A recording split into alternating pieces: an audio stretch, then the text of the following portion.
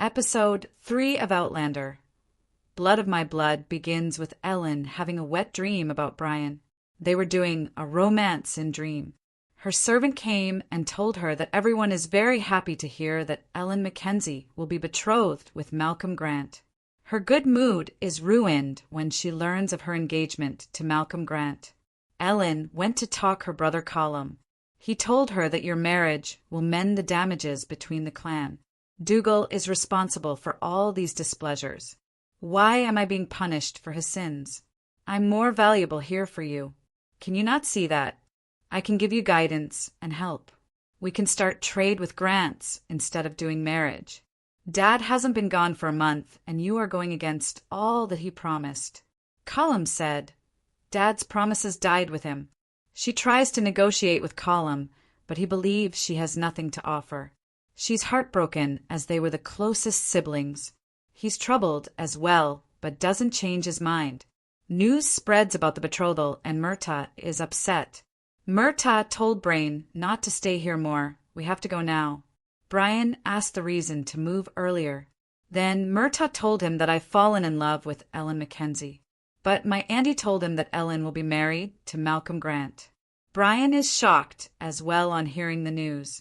He also feels a little guilty, as Murtagh insists that Ellen is the love of his life despite never having spoken to her. Back in Leathers, Mistress Porter checked the bed of Julia. Julia asked, is there something wrong? She told her, you have been here for a month, but I didn't see a blood from your skirt. She figures out that Julia is pregnant. She tries to help with an abortion as she knows the hardships of having an illegitimate child. Turns out, Julia asked Porter that I've heard that Brian called you a ma. Brian is your son out of wedlock. She is Brian's mother, but Porter said he's Laird's son. However, Julia insists on keeping her child. Meanwhile, Ellen tries to scheme with Dougal as he doesn't want to ally with the Grants. He suggests he can help her break the engagement if he becomes Laird. Dougal think that they can demand more after this alliance. Marcus MacRennick was talking to Dougal about the alliance with the Grant. Marcus MacRennick asked him, am I right to assume that Clan Mackenzie will continue in their loyalty? Dougal responds that I'll fight to restore a Catholic king to the throne. My brother's mind is changeable as weather vane. He has extended his favor to Grants. Colum promised to arrange a marriage of Sister Ellen with Malcolm Grants. Colum can't lead our clan to glory. Unfortunately, he also hints at giving Ellen to Marcus should he become Laird. As expected, Marcus promises Dougal the support of all the Jacobites. That night, Mrs. Fitz sympathizes with Ellen. Instead of Dougal, should one of her former suitors, McKinney, becomes the next Mackenzie Laird, he'd be worse than Colum. However, Ellen believes that despite being a pawn, she still has some tricks up her sleeves. I'm stuck like a piece of chessboard, but I've to play it. The next morning, we see McKinney campaigning for votes. He has already won over most of the men. The Mackenzie sisters discuss their future, and Jocasta doesn't seem to support Dougal. Jocasta is the one who breaks the news that Dougal has promised Ellen to Marcus to make his own alliance.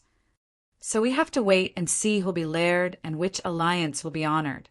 Ellen is frustrated with the way she's being seen as an asset. Our spying Frasers return home. Porter offered them a food because they were hungry. Brian asked about the Laird Lovat. Porter said, I'll send Julia Follow to you with a tray of refreshments. Brian decides to share all that he's learned to keep Julia out of Lovat's eye. He has another agenda as well. He tells his father about Ellen's betrothal, because Dougal beat Grant's son Malcolm. Then Colum decided to alliance with Grants to handle the issue. Lovat will lose his alliance with the Grants if Malcolm Grant marries into the rival clan. Unfortunately, to break the engagement, Lovat decides to ruin Ellen's reputation and decided to write a letter to Isaac. Much to Brian's dismay, Brain said there should be another honorable way to resolve the things, because Brian also loved Ellen. Lovat said you have to learn more in future, my son. On top of that, Murtagh thinks Brian is trying to break the engagement for him. There is drama in Leoch as Ellen told Ned about the alliance of Dougal with Jacobites. Ned was worried and said when a Laired died, things comes out of the box. Now both brothers have different support. Ellen told him that my brother and my family, we are the one who will disappear. If McKinney becomes Laired, I've been trying to persuade one of your brother to concede to other, but neither will yield. The Mackenzie brothers need to unite. A flashback shows Red Jacob sending his sons on a raid as a test to see who deserves to be his heir. When they came back, we saw Column Legs was broken, but they didn't tell anything to Red Jacob about the incident. Ned called the doctor to check him. Red Jacob ordered Dougal to take him in bed. Ellen was taking care of him.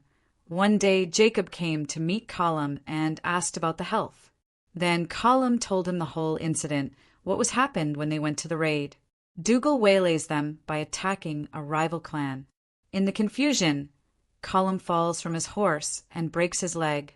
Red Jacob is disappointed that Column couldn't control his own brother and even thinks of him as weak for not healing quickly. He was gone out of the room by saying that you're a cripple. While trying to plead with him, Column brushes off Ellen and falls off the stairs and breaks his other leg.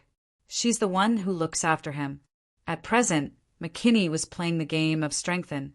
He offers to Column to play with me, but Column refused him.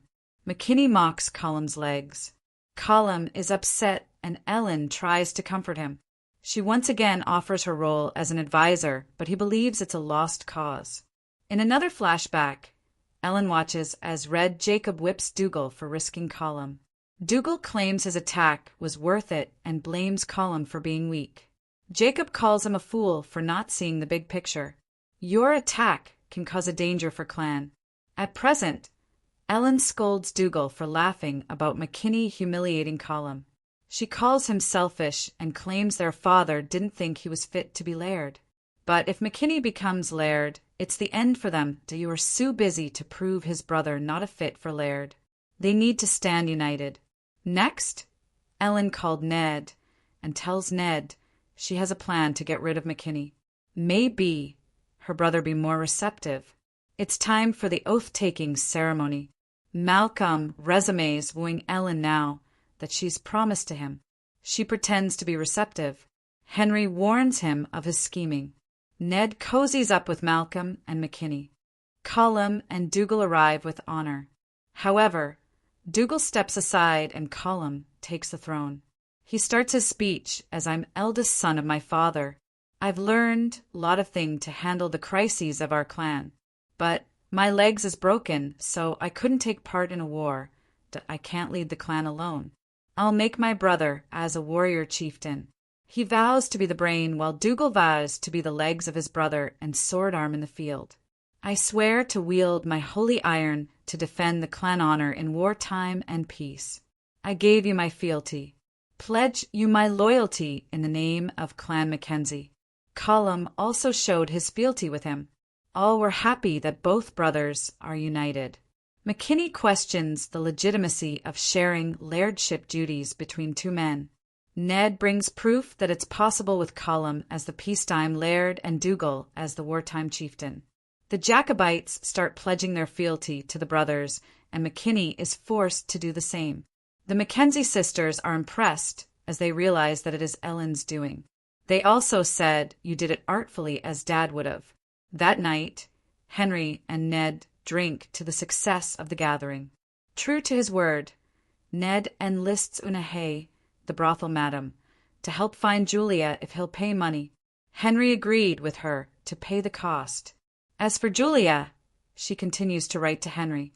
She is worried that she cannot hide her pregnancy any longer. Bala is keeping an eye on her. Porter is keeping Lovat at bay, but it won't last. The stress is getting to Julia, and she is starting to lose hope. She burns her letters, but promises to keep trying. She believes that one day they'll again reunited. But at the end, she writes, "Forgive me, what am I doing now?"